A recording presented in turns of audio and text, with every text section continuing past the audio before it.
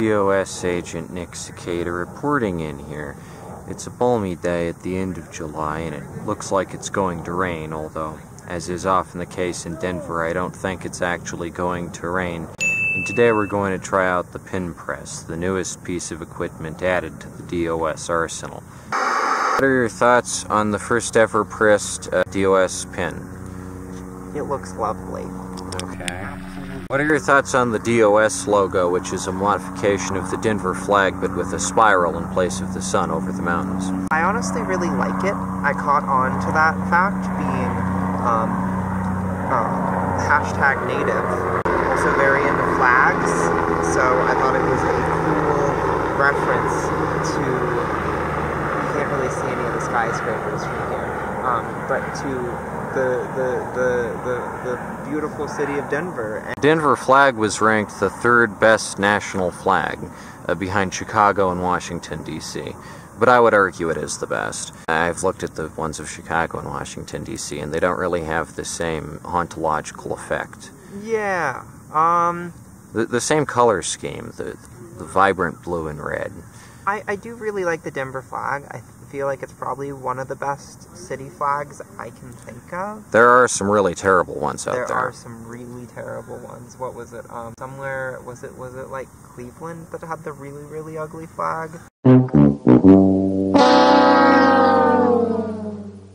I also like how I feel like the Denver flag goes very well with the Colorado flag. Like, they feel like they fit together, you know?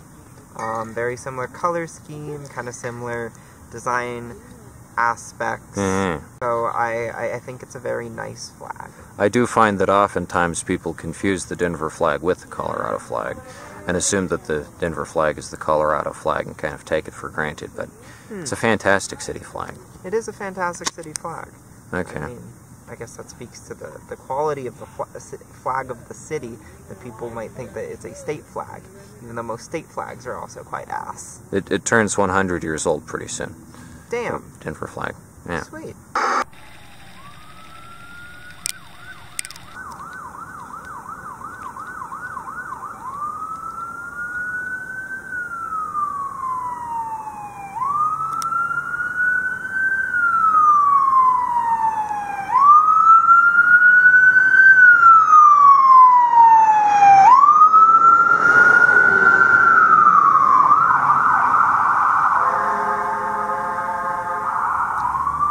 Okay, so last DOS meeting, it crossed off Green Room, the sequel to Blue Ruin, The Stuff, the Larry Cohen film, Rubber, the Mr. Lazo film, of course, Sorority Babes in the Slime Ball Bolorama, Motel Hell with Rory Calhoun. That's all I crossed out. I did eventually eliminate more and toss a couple more on the end to compensate for that. Currently, there are only a couple from the 2010s, which is what I'd expect, because generally obscure movies do tend to be, I would say, on the older end. I don't really see too many coming out these days that I would call legitimately obscure.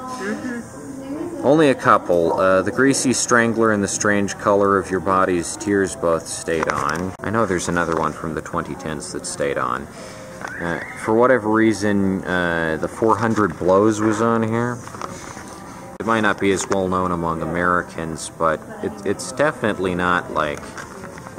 Everyone knows it. Like, most people are aware of Dar and all that, so... I have, however, kept Visitor to Museum and Deadman's Letters, both of which are Soviet sci-fi films, because I feel like, as opposed to French cinema, Americans typically overlook a lot of Soviet movies, and I think that's unfair. Alright, this is the most important choice made on the DOS Obscure Movies list here. Do you agree that Zardoz should be the #1 movie on the Obscure Movies list? I'll be honest, I fell asleep when we watched Zardoz. Not anything against Zardoz, I was just very tired, so I don't know what it's about. Alright, if you had to hazard a guess, what would you imagine Zardoz to be about? I saw some dude with a big head, and then there were some ladies. I guess if I had to hazard a guess, Zardoz would be some sort of either a prediction about the future or kind of a social commentary about our current society and kind of extrapolating its flaws into a future society. And that's having seen like a few minutes of it before falling asleep. Alright. I kicked my dinner with Andre off the list specifically so that Zardoz could stay on, so I'm going to put Zardoz as the best of the movies, hands down. I don't really think there's any contest in regards to that. It's a great film. It's a great time. First off, on the DOS list, Zardoz. I think that's fair. Zardoz is a good movie. Probably the most well-known movie on the list, but I think it warrants first place simply by virtue of being Zardoz, as I see it. The other movie that I was intrigued by is the first entry on the list, which was written Apocalypse Bop. I guess whoever had the idea of that didn't know how to spell apocalypse, but it is just Apocalypse Bop. And it's this extremely obscure movie from I think 1996. It's shot entirely on VHS. It's not professional. There's no Wikipedia page for it. And it doesn't have any theatrical release, as far as I'm aware. It's just some friends back in 1996 putting together a really interesting little short. Well, it's not short; it's actually feature length, which is admirable, especially with like the zero budget that it has. I think putting Apocalypse Bop. I forget who submitted it, but I think putting Apocalypse Bop Up there, that makes sense. in second place, at least for the time being. As I see it, it exemplifies the best in obscure movies in that it really is just made for the pure passion of cinema. No monetary incentive, and it's insanely obscure. Out of every movie on this list, in fact, I think it's the only one just to be, except Let's Visit the World of the Future, which which was my submission, but everything else has been given like at the very least, a DVD release. Apocalypse Bop doesn't even have that. It's just, I think it was on Turner Classic Movies at one point, but even that is sort of sketchy. As pin press means of production. How does it feel to be about to make some pins? I've done this before. Okay. Was it a similar model? Didn't have the spinny bit. Oh, okay. Alright.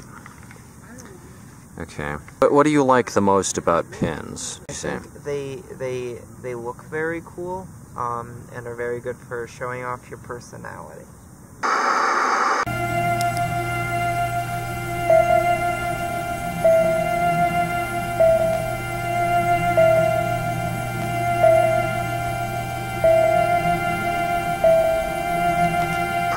So this here is a poster by local so-called psych group, Sour Magic.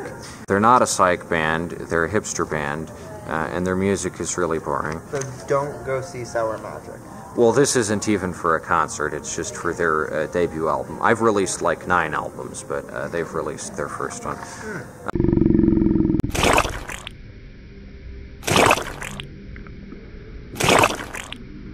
So, comparing these two posters, that versus the Nixicata Live poster, which one more says that it's going to be a jam and something worth going out to see and an exciting time? Definitely yours. You have great use of color. Okay. And then the way that you're, like, the drawing of you is diagonal. Makes it seem like, and like your legs are like, splayed out, makes it seem like you want to dance to it. And I also think that the touch of everyone having, like, the different performers having, like, drawings of them really makes it seem quite inviting. Right. Whereas, like, that's just some cystic squatting. You know? Right. I guess they're sitting. One of them squatting. No, they're all sitting actually, but they're all wearing like dark black, and the contrast is turned way up, so you can't really tell who's posed like what. I'm pretty sure they had a professional like photographer go in and say like, we don't know how to take a photo of ourselves, so yeah, take a photo of us where we stare into the distance, and we're in black and white. And then there's this sort of washed out wave, which doesn't really show up on camera, but it's there. Yeah. Would you say that these like spirals and whirls are a better psychedelic effect? Yeah. That more aptly convey like a psychedelic vibe? I think so. I think it's a bit strange for, even if it's like, oh, a poster for like an album release, I think it's kind of strange to have your poster be y'all sitting, because that makes you like it seem like your music's bored.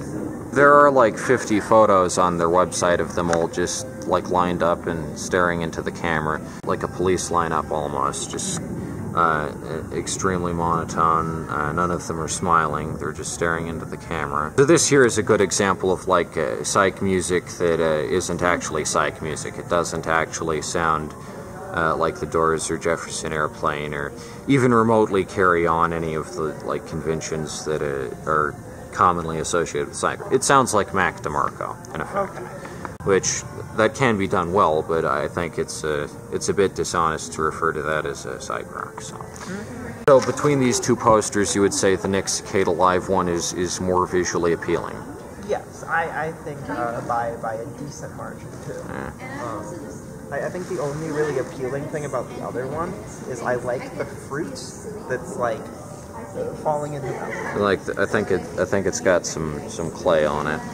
Yeah. Yeah. I think that's like a cool little photo. And Right. maybe if they had like put that as the background and then like done some weird stuff. Especially since this is a poster for their album, they should have just had like the album. I think. Yeah, so I've hung up like 50 of these along Larimer Street. Now, another talking point, how would you say these two posters compare? I think that they have a very similar vibe. I think the look you have on your face very much like makes you feel like you're gonna go see something a bit like strange. Okay. Whereas like they again just look like kind of just your average like Denver band. Like, I tried my best to accurately replicate their pose, but it was difficult because you can't really see how the center guy is posed because he's wearing all black, and it kind of looks like they're all melting into each other, like almost like the cover of Queen the Miracle. So I did my best to recreate that pose, but yeah.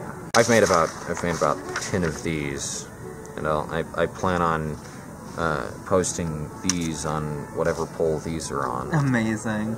So. I love that energy. I've never heard PLM or Belladonna before. I don't think so.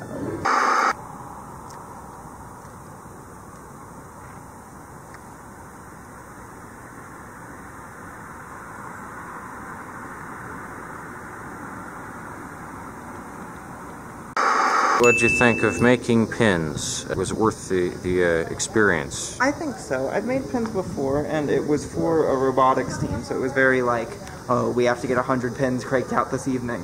So that was kind of stressful. So like, it was nice to like have it be like a lower stress activity, you know? Okay. So I appreciate that. Would you say it's exciting to have the exclusive honor of using the DOS pin press first? I think it is exciting. Okay. Do you look forward to using the DOS pin press more? I do. Okay.